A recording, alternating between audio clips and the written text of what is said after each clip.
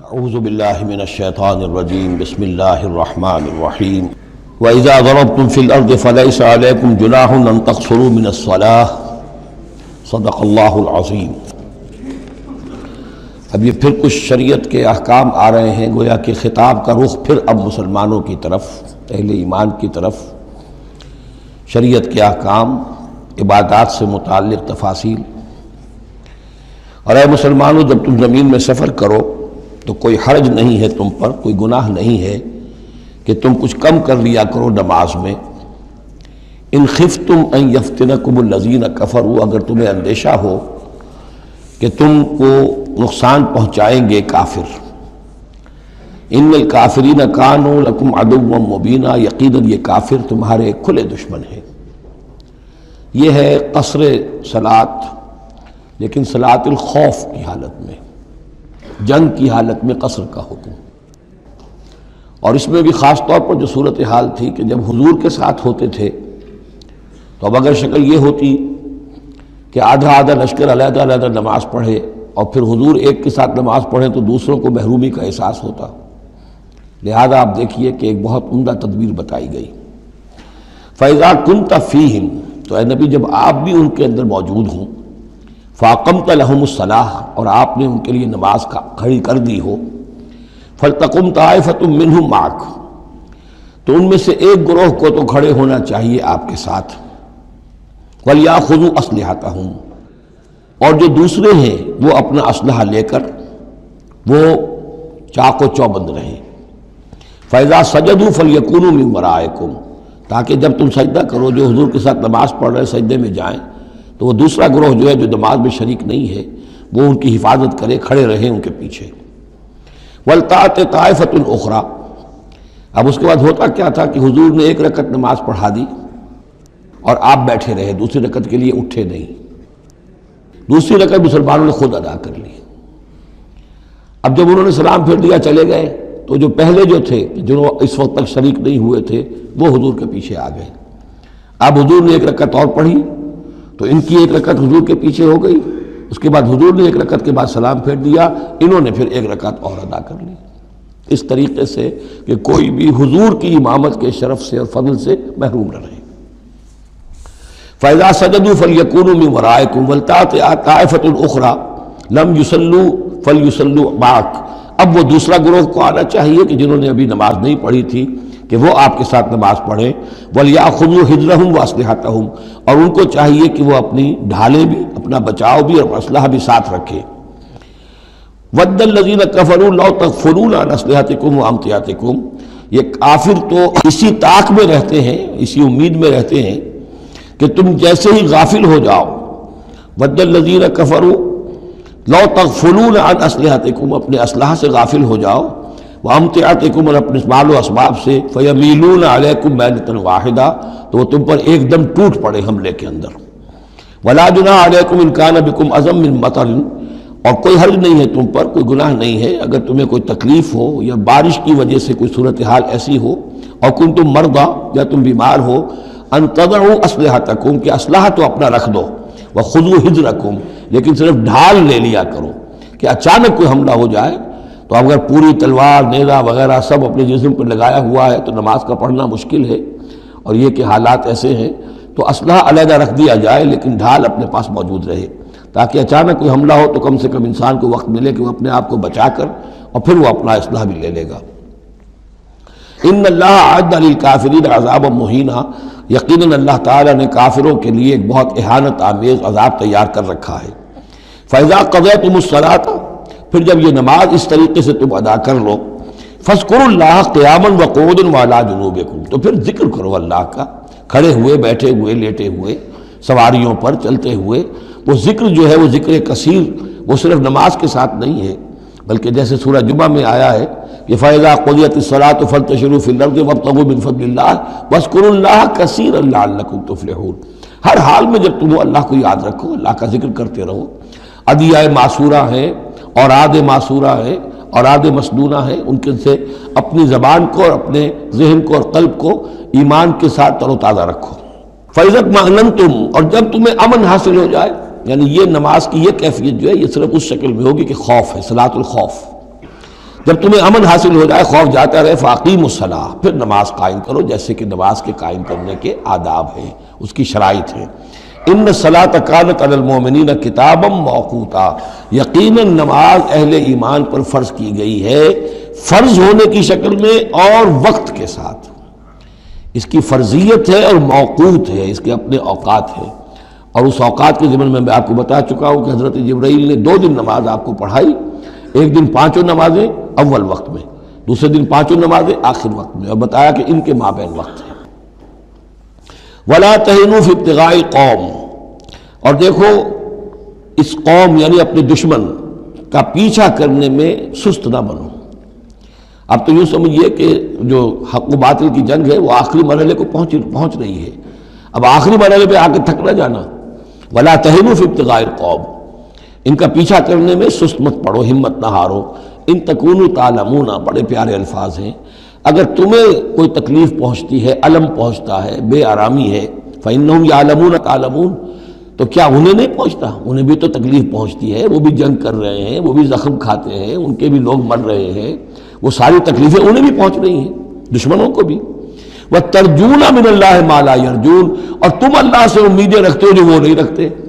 تمہیں تو جنت کی امید ہے، تمہیں اللہ سے مغفرت کی امید ہے، انہیں تو یہ بھی نہیں ہے۔ تو اس اعتبار سے تمہیں تو ان سے کہیں آگے بڑھ جانا چاہیے۔ جو آخری آیت تھی سورہ آل عمران کی کہ یا ایھا الذین آمنوا اصبروا وصابروا ورابطوا، ان سے تو بڑھ جانا چاہیے صبر کے اندر، کہ تمہارا سہارا تو اللہ ہے، وما صبرک الا باللہ۔ ان کے تو یہ من گھڑت قسم کے دیویاں دیوتا، ان کے دل کے اندر ان کی حقیقت میں کوئی قدر و قیمت بھی نہیں ہے، پھر بھی وہ اپنے باطل معبودوں کے لیے اس طریقے سے جان جوکھوں میں ڈال رہے ہیں، تو مسلمانوں تمہیں تو اس سے 10 گنا کرنا چاہیے۔ وَلَا تَهِنُوا فِي ابْتِغَاءِ الْقَوْمِ إِن تَكُونُوا تَعْلَمُونَ فَإِنَّهُمْ يَعْلَمُونَ كَمَا تَعْلَمُونَ وَتَرْجُونَ مِنَ اللَّهِ مَا لَا يَرْجُونَ وَكَانَ اللَّهُ عَلِيمًا حَكِيمًا، اور یقیناً اللہ تعالی علیم ہے اور حکیم ہے۔ اب یہ چند آیتیں آ گئیں اہل ایمان سے خطاب میں، اب پھر کچھ منافقوں کا معاملہ ایک آ رہا ہے۔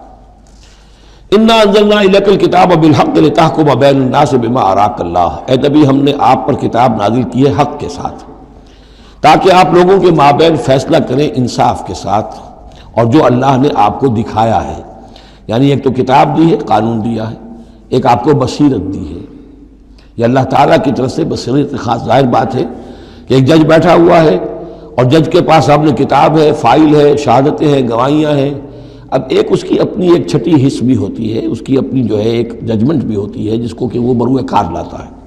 تو اس کو اللہ کہتا ہے جیسا کہ ہم آپ کو دکھاتے ہیں اس کے مطابق فیصلہ کریں۔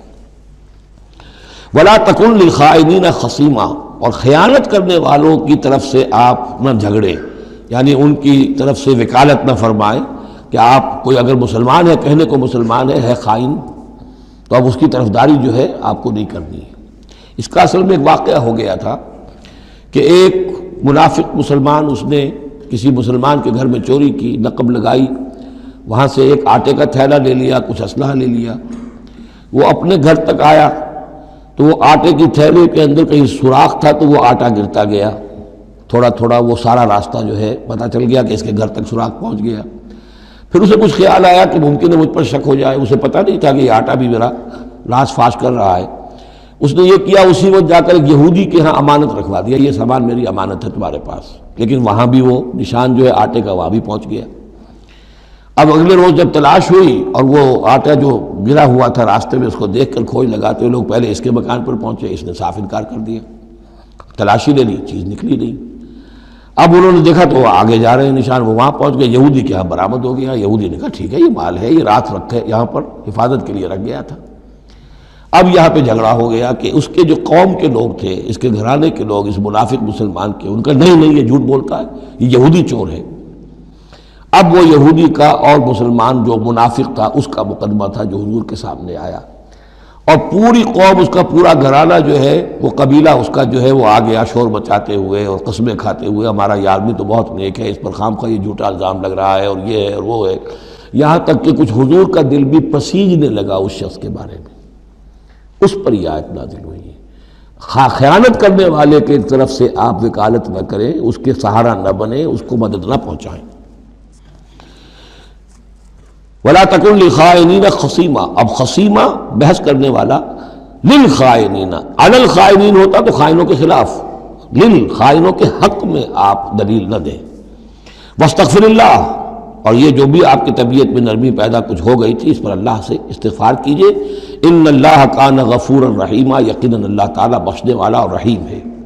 ولا تجادل عن الذین یختارون انفسهم، آپ مت جھگڑیے ان لوگوں کی طرف سے جنہوں نے کہ اپنے جانوں کے ساتھ خیانت کی ہے۔ اب ہم یہ امید لگائے بیٹھے حضور ہماری طرف سے شفاعت کریں گے، چاہے ہم نے بے ایمانیاں کی ہیں، حرام خوریاں کی ہیں، شریعت کی دجیاں بکھیری ہیں، تو حضور گویا کہ ہماری شفاعت کریں گے۔ یہاں فرمایا جائے وَلَا تُجَادِلْ عَنِ الَّذِينَ يَخْتَارُونَ أَنفُسَهُم، مت جھگڑیے آپ ان لوگوں کی طرف سے، ان کی طرف سے وکالت مت کیجیے۔ ان اللہ لا يحب من كان خوانا اثیما، اللہ تعالیٰ کو بالکل پسند نہیں ہے وہ لوگ کہ جو خوان ہوں، خیانت کرنے والے اور گناہ گار ہوں۔ یستخفون من الناس ولا یستخفون من اللہ، یہ لوگ شرماتے ہیں اور چھپتے ہیں لوگوں سے، اللہ سے نہیں چھپتے۔ وَهُوَ مَعَهُمْ إِذْ يُبَيِّتُونَ مَا لَا يَرْضَىٰ مِنَ الْقَوْلِ، حالانکہ جب یہ راتوں کو مشورے کرتے ہیں مسلمانوں کے خلاف، حضور کے خلاف، یہ منافقین کی بات آ رہی ہے تو اللہ تعالیٰ ان کے ساتھ موجود ہوتا ہے۔ اگر تو ایمان ان کا ہو اللہ پر تو انہیں معلوم ہو کہ اللہ سن رہا ہے ہماری بات۔ یہ مسلمانوں سے ڈرتے ہیں، خفیہ رکھتے ہیں اپنی باتوں کو، ان بدبختوں کو یہ خیال نہیں ہے کہ اللہ وہ تو ہر وقت ہمارے پاس موجود ہے۔ وَكَانَ اللَّهُ بِمَا يَعْمَلُونَ مُحِيطًا، اور جو کچھ وہ کر رہے ہیں اللہ اس کا احاطہ کیے ہوئے ہے، یعنی اس کی پکڑ سے یہ کہیں باہر نہیں نکل سکتے۔ ہاں انتم ہؤلاء جادلتم عنہم فی الحیات الدنیا، اب یہاں پہ اشارہ ہو رہا ہے وہ جو منافق مسلمان تھا چور، اس کے جو گھرانے والے لوگ تھے کہ اے لوگو تم نے دنیا کی زندگی میں تو ان کی طرف سے جھگڑا کر لیا، یہاں تک کہ حضور کو بھی بچلانے کی حد تک تم پہنچ گئے۔ وَمَنْ يُجَادِلُ اللَّهَ عَنْهُمْ يَوْمَ الْقِيَامَةِ، قیامت کے دن کون مجادلہ کرے گا اللہ سے؟ یہاں تم چھڑا بھی لو، حضور کو بھی فرض کیجئے، حضور نے فرمایا، یہ حدیث موجود ہے کہ میرے سامنے کوئی مقدمہ پیش ہوتا ہے تو کوئی ایک فریق زیادہ چرب زبان ہوتا ہے، اپنی بات کو پیش کرتا ہے اور میرے ہاں سے وہ غلط فیصلہ لے جاتا ہے۔ فرض کیجئے زمین کا کوئی ٹکڑا تھا اور میں نے غلط ڈگری اس کے حق میں دے دی، تو وہ سمجھ لے کہ چاہے میری عدالت سے ڈگری لے کر گیا ہے لیکن وہ جہنم کا ٹکڑا لے کر گیا ہے، زمین کا ٹکڑا لے کر نہیں گیا ہے۔ تو یہ تو معاملات ہیں کہ جو بھی عدل ہو رہا ہے، فیصلہ ہو رہا ہے، اس میں جو بھی کیسز ہیں، جو بھی گواہیاں ہو رہی ہیں اس کے مطابق فیصلہ کر رہے ہیں۔ اب ہر وقت تو اللہ تعالیٰ کی طرف سے حضور صلی اللہ علیہ وسلم کے لیے ہر مرحلے پر تو نہیں تھا، جہاں اللہ ضروری محسوس کرتا تھا آپ کو متنبہ فرما دیتا تھا۔ ہاں انتم ہؤلاء، یہ تم ہی لوگ ہو، جادلتم عنہم فی الحیات الدنیا، تم نے بہت جھگڑا کیا ان کی طرف سے، اپنے ساتھی اپنے رشتہ دار کی طرف سے دنیا کی زندگی میں۔ فمن یجادل اللہ عنہم یوم القیامہ، تو کون ہے جو اللہ سے جھگڑا کر سکے گا ان کی جانب سے قیامت کے دن؟ ام من یکون علیہم وکیلا، یا کون ہوگا جو اس کا کارساز بن سکے گا، ان کا وکیل بن سکے گا؟ وَمَن يَعْمَلْ سُوءًا أَوْ يَظْلِمْ نَفْسَهُ، اور جو کوئی بری حرکت کرے گا یا اپنے اوپر ظلم ڈھائے گا، ثُمَّ يَسْتَغْفِرِ اللَّهَ، اور پھر اللہ سے استغفار کرے گا، يَجِدِ اللَّهَ غَفُورًا رَحِيمًا، وہ اللہ کو پائے گا غفور الرحیم۔ سیدھی روش ہے، غلطی ہو گئی، خطا ہو گئی، مان لو، جو دنیاوی سزا ہے وہ بھگت لو، اللہ سے استغفار کرو، آخرت کی سزا سے چھٹکارا مل جائے۔ اب اس سے بھی آگے ہے معاملہ، وَمَن يَكْسِبْ إِثْمًا فَإِنَّمَا يَكْسِبُهُ عَلَى نَفْسِهِ، جو کوئی بھی کوئی گناہ کماتا ہے وہ اپنی جان پر وبال لیتا ہے۔ وَكَانَ اللَّهُ عَلِيمًا حَكِيمًا، اللہ تعالیٰ علیم اور حکیم ہے۔ وَمَن يَكْسِبْ خَطِيئَةً أَوْ إِثْمًا ثُمَّ يَرْمِ بِهِ بَرِيئًا، اور یہ معاملہ تو بہت بڑھ کر ہے کہ کسی نے کوئی گناہ کمایا، کوئی خطا کی، کوئی غلطی کی، کوئی جرم کیا، پھر اس کی تہمت لگا دی ایسے شخص پر جو بری ہے۔ یہودی تو بری تھا، اس کو سزا دلوانے کے لیے سب تل گئے،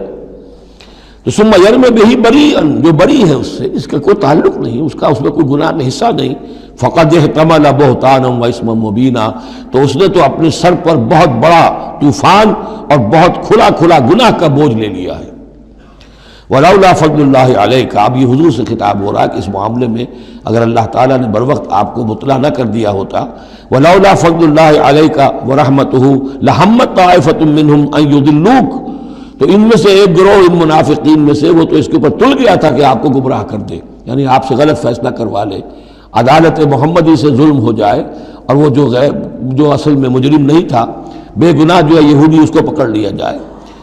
وَلَوْلَا فَضْلُ اللَّهِ عَلَيْكَ وَرَحْمَتُهُ لَهَمَّتْ طَائِفَةٌ مِّنْهُمْ أَن يُضِلُّوكَ وَمَا يُضِلُّونَ إِلَّا أَنفُسَهُمْ، حقیقت میں وہ نہیں گمراہ کر رہے مگر اپنے آپ کو، وَمَا يَضُرُّونَكَ مِن شَيْءٍ، اور اے نبی وہ آپ کو نقصان نہیں پہنچا سکیں گے، یعنی ہم ایسے مواقع پہ بر وقت آپ کو مطلع کرتے ہیں۔ وانزل اللہ علیک الکتاب والحکمہ، اور اللہ نے آپ پر کتاب نازل کی ہے اور حکمت نازل کی ہے، وعلمک ما لم تکن تعلم، اور وہ ساری باتیں آپ کو سکھائی ہیں جو آپ نہیں جانتے تھے، وکان فضل اللہ علیک عظیما، اور یقیناً اللہ کا فضل آپ پر بہت بڑا ہے۔ لا خیر فی کثیر من نجواہم، اب یہ چونکہ منافقین تھے یہ اپنے نجوا کرتے تھے، علیحدہ بیٹھ کے گفتگویں کرنا، سرگوشیاں کرنا، اور طرح طرح کے نجوا ہوتے تھے، بیٹھے باتیں بھی کر رہے ہیں، مسکرا بھی رہے ہیں کسی کو دیکھ کر تاکہ اس کے دل میں خلجان پیدا ہو جائے، یہ میرے بارے میں کوئی باتیں کر رہے ہیں، اشارے بھی کر رہے ہیں، تو 100 طرح سے ہتھ کنڈے، اور یہ ہماری مجلسوں میں بھی ہوتا ہے، یہ سارے معاملات جو کہ انسانی معاشرے کے اندر جیسے ہوتے تھے آج بھی ہوتے ہیں۔ لا خیر فی کثیر من نجواہم، یہ جو نجوا کرتے ہیں، سرگوشیاں کرتے ہیں، ان میں سے اکثر میں کوئی خیر نہیں ہے۔ الا من امر بصدقۃ، ہاں ایک بات ہو سکتی ہے، خاموشی سے کسی کو علیحدگی میں لے جا کر کسی صدقے کی اس کو تلقین کی جائے کہ بھائی دیکھو تمہیں اللہ نے غنی کیا ہے، یہ محتاج ہے میں جانتا ہوں، تو علیحدگی بجائے اس کے کہ پبلک میں اس سے بات کرو، اسے علیحدہ جا کے سمجھاؤ، یہ اچھی بات ہے۔ او معروف، یا کسی اور نیکی کا حکم دے، او اصلاح بین الناس، یا لوگوں کے معاملات کو درست کرنے کے لیے، دو بھائی جھگڑ پڑے ہیں تو کرنا پڑتا ہے یہ کہ ایک سے جا کر بات سنیے، پھر اس کی بات جو ہے اس کو اچھی شکل میں پیش کیجئے دوسرے بھائی کے پاس کہ آپ کو مغالطہ ہوا، انہوں نے یہ بات یوں نہیں کہی تھی، یوں کہی تھی۔ اس طریقے سے جو بھی کوئی ہو رہا ہو علیحدہ علیحدہ خفیہ گفتگو، تو اس میں کوئی حرج نہیں ہے۔ وَمَن يَفْعَلْ ذَلِكَ ابْتِغَاءَ مَرْضَاتِ اللَّهِ، جو شخص اس طرح کا نجوا کرے گا، اس طرح کی سرگوشی کرے گا اللہ تعالیٰ کی رضا جوئی کے لیے، فَسَوْفَ نُؤْتِيهِ أَجْرًا عَظِيمًا، ان کو تو ہم اللہ تعالیٰ جو ہے ہم دیں گے بہت بڑا اجر۔ وَمَن يُشَاقِقِ الرَّسُولَ، اور جو رسول کی مخالفت پر تلا ہوا ہے، یہ نجوا کر رہا ہے مخالفت میں،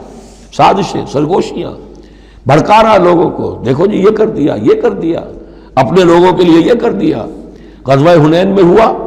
غزوہ حنین میں چونکہ بہت سے مسلمان وہ تھے مکے کے جو اسی وقت ایمان لائے تھے فتح مکہ کے بعد، اب بہت شریک تھے وہ اس جنگ کے اندر حنین میں، مال غنیمت میں حضور نے ان کی دلجوئی کے لیے تالیف قلب کہتے ہیں، ذرا زیادہ مال دے دیا، اس پر لوگوں نے شور مچا دیا۔ دیکھو جی وقت جب کڑے وقت تھے، مشکل وقت تھے تو ہم، اب جب یہ اچھا وقت آیا ہے تو اپنے رشتہ دار یاد آ گئے۔ مکے والے ظاہر بات ہے رشتہ دار تو تھے، بات تو غلط نہیں ہے، قبیلہ تھا قریش کا۔ یہ 100 طرح کی باتیں جو آج ہوتی ہیں وہی ہوتی تھی ہمیشہ، یہ انسان کی فطرت جو ہے اس میں کوئی تغیر و تبدل نہیں ہوا ہے۔ وَمَن يُشَاقِقِ الرَّسُولَ مِن بَعْدِ مَا تَبَيَّنَ لَهُ الْهُدَىٰ، اور جو رسول کی مخالفت پر تل گیا اس کے بعد کہ اس پر ہدایت واضح ہو چکی، وَيَتَّبِعْ غَيْرَ سَبِيلِ الْمُؤْمِنِينَ، اور وہ اہل ایمان کے راستے کے سوا کوئی راستہ اختیار کرے، نُوَلِّهِ مَا تَوَلَّىٰ، ہم بھی اسی کی طرف اس کا رخ کر دیتے ہیں جو رخ اس نے اختیار کر لیا ہو، وَنُصْلِهِ جہنم، اور ہم اسے پہنچائیں گے جہنم میں، وَسَاءَتْ مَصِيرًا، اور وہ بہت بری جگہ ہے جانے کی اور لوٹنے کی۔ یہ آیت بڑی اہم ہے اس اعتبار سے کہ امام شافعی رحمۃ اللہ علیہ یہ کہتے ہیں کہ میں نے اجماع کا جو معاملہ ہے قرآن مجید سے تلاش کرنے کی کوشش کی اور مجھے نہیں ملا، یعنی اللہ کے اطاعت یہ تو ٹھیک ہے جو قرآن میں آیا ہے وہ قانون کا ایک سورس ہے، حضور کا فرمان، حضور کی سنت سورس ہے، اسی طرح اجتہاد وہ بھی سمجھ میں آ گیا، یہ اجماع کس شے کا نام ہے، قرآن میں کہیں ذکر نہیں آیا۔ تو کہتے ہیں کہ میں نے 300 مرتبہ پورا قرآن پڑھا شروع سے آخر تک، صرف اس ایک مسئلے کو سامنے رکھ کر کہ مجھے اجماع کے لیے کوئی دلیل قرآن سے ملے، تب اس آیت پر آ کر 301ویں مرتبہ پھر نگاہ جمی، وَيَتَّبِعْ غَيْرَ سَبِيلِ الْمُؤْمِنِينَ، یعنی گویا کہ اہل ایمان کا جو راستہ ہے جس پر اجماع ہو گیا اہل ایمان کا، یہ خود اپنی جگہ ایک بہت بڑی سند ہے، اس لیے کہ حضور نے فرمایا میری امت ضلالت پر کبھی جمع نہیں ہوگی۔ تو جن چیز پر اجماع ہو جائے وہ گویا کہ وہ خود اپنی جگہ پر وہ اس کو ایک حیثیت حاصل ہو جاتی ہے، اوتھینٹسٹی۔ ان اللہ لا یغفر ان یشرک بہ، دوبارہ پھر وہ آیت آ گئی، اللہ تعالیٰ ہرگز نہیں بخشے گا اسے کہ اس کے ساتھ شرک کیا جائے، ویغفر ما دون ذلک، اور بخش دے گا اس کے سوا جو کچھ ہے اس سے کمتر ہے، لمن یشاء، جس کو چاہے گا، یہ بھی کوئی فری لائسنس نہیں۔ ومن یشرک باللہ فقد ضل ضلالا بعیدا، اور جو شرک کرتا ہے اللہ کے ساتھ تو وہ تو پھر گمراہ ہو گیا اور گمراہی میں بھی بہت دور نکل گیا۔ ان یدعون من دونہ الا اناثا، اب یہاں گویا کہ پہلی مرتبہ آپ دیکھ رہے ہیں کہ وہ مشرکین مکہ کی بات بھی ہو رہی ہے، نہیں پکار رہی اللہ کے سوا مگر مؤنث کو، عورتوں کو، اس لیے کہ ان کی دیویاں جو ہیں لات، عزا، منات، لات الہ کی مؤنث ہے، لات، لا اور لات، اور عزا العزیز کا مؤنث ہے، العزیز العزا، منات، یہ سب جو ہے فیمنن نیمز ہیں۔ ان یدعون من دون اللہ من دونہ الا اناثا، نہیں پکار رہے وہ مگر یہ فیمیل ڈیٹیز کو، وَإِن يَدْعُونَ إِلَّا شَيْطَانًا مَرِيدًا، اور نہیں پکار رہے یہ مگر در حقیقت شیطان کو پکار رہے ہیں۔ لات کا کوئی وجود نہیں، منات کا کوئی وجود نہیں، ہاں شیطان ضرور ہے جو ان کی پکار سن رہا ہے۔ لعنہ اللہ، اللہ نے اس پر لعنت فرما دی ہے، وقال، اور اس نے بھی یہ کہا ہے، لَأَتَّخِذَنَّ مِنْ عِبَادِكَ نَصِيبًا مَفْرُوضًا، اے اللہ میں تیرے بندوں میں سے ایک تو مقرر حصہ تو لے کر ہی چھوڑوں گا، مجھ کو تو اپنے ساتھ جہنم میں پہنچاؤں گا، ہم تو ڈوبے ہیں صنم، ان کو بھی لے ڈوبیں گے، ان کو بھی ہم نے چھوڑنا نہیں ہے۔ لعنہ اللہ وقال لأتخذن من عبادك نصیبا مفروضا ولأضلنهم، میں تو لازماً ان کو بہکاؤں گا، ولأمنینہم، ان کے دلوں میں بڑی امیدوں کے چراغ روشن کروں گا، بڑے برائٹ کیریئرز ہیں، اس میں بڑی بڑی تمنائیں ہیں، آرزویں ہیں، لگے رہو اسی کام کے اندر، پھر امانیہ ہیں، اللہ بخش دے گا، اللہ ہم تو اللہ کے رسول کے امتی ہیں، ہمیں خوف کس بات کا ہے، ہم تو اللہ کے بیٹے ہیں، اس کے بڑے چہیتے ہیں، ہمیں کس کا خوف ہے۔ اور پھر یہ کہ امیدیں بڑی بڑی، طول عمل جس کو کہتے ہیں، دنیا کے لمبے لمبے منصوبے۔ وَلَأُضِلَّنَّهُمْ وَلَأُمَنِّيَنَّهُمْ وَلَآمُرَنَّهُمْ، اور میں انہیں حکم دوں گا، فَلَيُبَتِّكُنَّ آذَانَ الْأَنْعَامِ، پھر میرے حکم سے یہ چوپایوں کے کان چیر دیں گے۔ تو میں بتا چکا ہوں سورہ انعام میں یہ باتیں ساری آئیں گی، فلاں کے نام پر ایک اونٹ کو اس کے کان چیر کر جو ہے آزاد کر دیا، اب اسے کوئی چھیڑ نہیں سکتا، اس کا گوشت نہیں کھایا جا سکتا، اس پر سواری نہیں ہو سکتی، فلاں بت کے یا فلاں ڈیٹی کے نام پر اس کو جو ہے چھوڑ دیا گیا ہے۔ وَلَآمُرَنَّهُمْ، اور میں پھر انہیں حکم دوں گا، فَلَا يُغَيِّرُنَّ خَلْقَ اللَّهِ، وہ اللہ کے خلق میں تبدیلی کریں گے۔ اب جو کچھ آپ دیکھ رہے ہیں کہ مردوں میں عورتوں کے سے انداز، عورتوں میں مردوں کے سے انداز اختیار کرنا، یہ سارا جو کچھ ہو رہا ہے اور اب جو ہو رہا ہے وہ تو یہ سمجھیے جینیٹکس جو ہے، اور اس میں اللہ کی تخلیق میں اب انسان اس جگہ پہنچ گیا ہے کہ وہ اپنا اختیار استعمال کر رہا ہے۔ اللہ کی تخلیق، اس کی سپیشیز بنائی ہوئی، اس کی جینز، اب انسان جو ہے اس کے ذریعے سے وہ سارا معاملہ جو آج پہنچا ہوا ہے بڑے ایک عجیب حد تک پہنچ گیا ہے کہ اللہ کی بنائی ہوئی چیزوں کے اندر تغیر و تبدل کیا جائے۔ وَمَنْ يَتَّخِذِ الشَّيْطَانَ وَلِيًّا مِّن دُونِ اللَّهِ فَقَدْ خَسِرَ خُسْرَانًا مُبِينًا، اور جس شخص نے بھی اللہ کو چھوڑ کر شیطان کو اپنا ولی بنا لیا، فَقَدْ خَسِرَ خُسْرَانًا مُبِينًا، تو وہ تو بہت کھلے خسارے میں اور تباہی میں مبتلا ہو گیا۔ یعدہم ویمنیہم، وہ ان سے وعدے بھی کرتا ہے، انہیں امیدیں بھی دلاتا ہے، شیطان جس کو ہم کہتے ہیں سبز باغ دکھاتا ہے۔ وما یعدہم الشیطان الا غرورا، اور نہیں وعدہ کرتا ان سے شیطان مگر دھوکے کا، وہ اپنے کسی وعدے کو پورا نہیں کر سکتا۔ اولئک مأواہم جہنم، یہ وہ لوگ ہیں کہ جن کا ٹھکانہ جہنم ہے، ولا یجدون عنہا محیصا، اور پھر وہ وہاں سے فرار کی کوئی جگہ نہیں پائیں گے، وہاں سے بھاگنے کا کوئی راستہ نہیں پائیں گے۔ والذین آمنوا، وہی سائملٹینیس کنٹراسٹ، اب دوسری طرف اہل ایمان کی شان کیا ہوگی؟ والذین آمنوا وعملوا الصالحات، جو لوگ ایمان لائیں اور نیک عمل کریں، سندخلہم جنات تجری من تحتہا الانہار، انہیں ہم عنقریب داخل کریں گے باغات میں جن کے نیچے نہریں بہتی ہوں گی، خالدین فیہا ابدا، جس میں وہ ہمیشہ ہمیش رہیں گے۔ وعد اللہ حقا، اللہ کا یہ وعدہ حق ہے، درست ہے، سچ ہے۔ ومن اصدق من اللہ قیلا، اور اللہ سے بڑھ کر کس کی بات سچی اور زیادہ ہو سکتی ہے؟ کون ہو سکتا ہے اپنے قول میں زیادہ سچا اللہ سے؟ لیس بامانیکم ولا امانی اہل الکتاب، اب یہاں پھر رخ پڑ رہا ہے مسلمانوں کی طرف۔ اے مسلمانوں، نہ تمہاری خواہشات پر کوئی شے موقوف ہے، نہ اہل کتاب کی خواہشات پر۔ تب بھی آ گئی کہ تمہارے اندر بھی یہ خواہشات پیدا ہو جائیں گی، وشفل تھنکنگ پیدا ہو جائیں گی، شفاعت کے دھوکے پر تم حرام خوریاں کرو گے، سب کچھ کرو گے، وہی جو کچھ انہوں نے کیا تم بھی کرو گے۔ لیکن جان لو کہ اللہ کا قانون جو ہے غیر متبدل ہے، وہ بدلے گا نہیں۔ لیس بامانیکم، نہ تمہاری خواہشات سے، وشفل تھنکنگ سے، تمہاری امانی سے، تمہاری تمناؤں سے کچھ ہوگا، ولا امانی اہل کتاب، نہ اہل کتاب کی امانی سے۔ من یعمل سوءا یجز بہ، جو کوئی برا کام کرے گا اس کی جزا اسے مل کر رہے گی۔ بہت سخت الفاظ ہیں یہ، اگرچہ اس میں نرمی کا پہلو ہے، اس لیے کہ بعض اوقات بدی کی جگہ پر نیکی جو ہے وہ اس کو اثر کو دھو دے گی، لیکن اکاؤنٹ فار تو ہو گیا نا،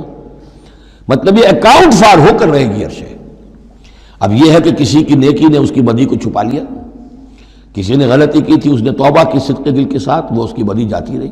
لیکن اکاؤنٹ فار ہوگا معاملہ، توبہ کو دیکھا جائے گا، توبہ سچی تھی، واقعی تھی، واقعی اس نے اس حرکت کو پھر چھوڑ دیا تھا کہ نہیں،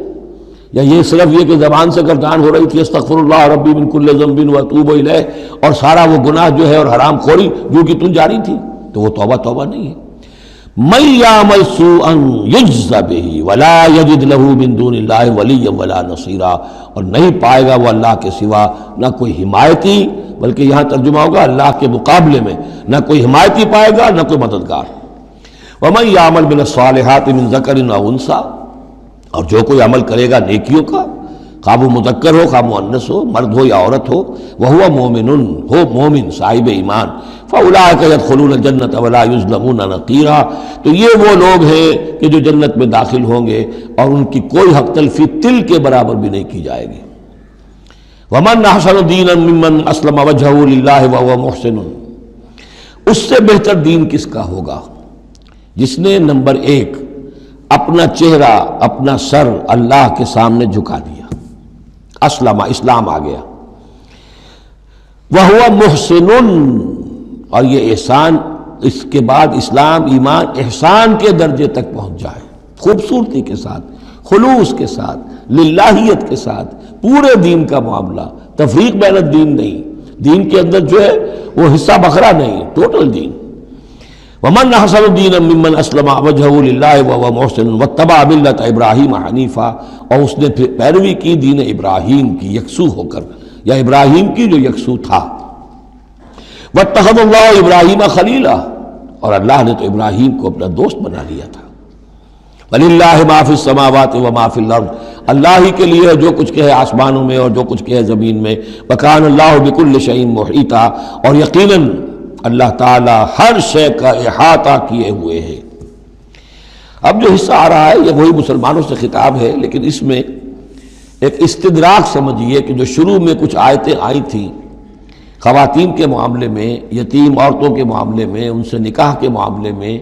یا طلاق کے معاملے میں، اب اس میں کچھ وضاحتیں، کچھ سوالات مسلمانوں کی طرف سے ہوئے، مزید وضاحتیں طلب کی گئیں تو اللہ نے یہ وضاحتیں نازل کی ہیں، اور یہاں پر ساتھ یہ فرما دیا وَيَسْتَفْتُونَكَ فِي النِّسَاءِ،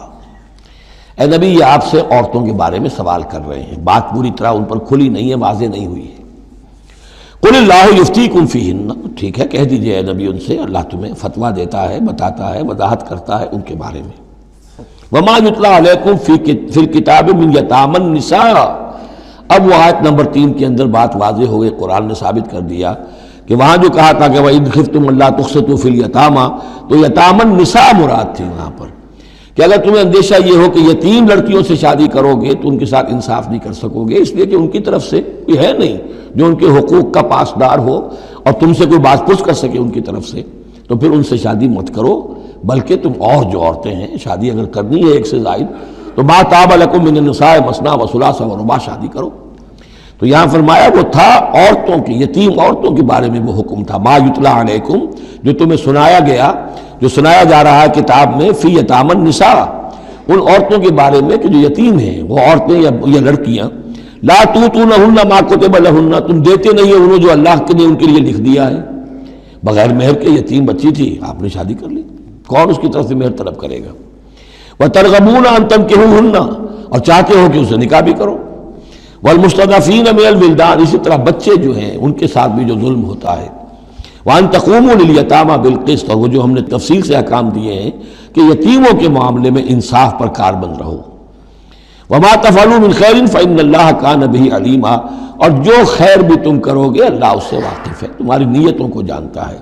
تو وہ احکام ہے، بنیادی ہدایات دے دی گئی ہیں، اور اس میں اس سے اضافی شے جو ہے وہ یہ ہے کہ تمہاری نیت صاف ہونی چاہیے۔ واللہ یعلم المفسد من المصلح، اللہ جانتا ہے کہ کون حقیقت میں شرارتی ہے اور کون جو ہے اس کی نیت صحیح ہے۔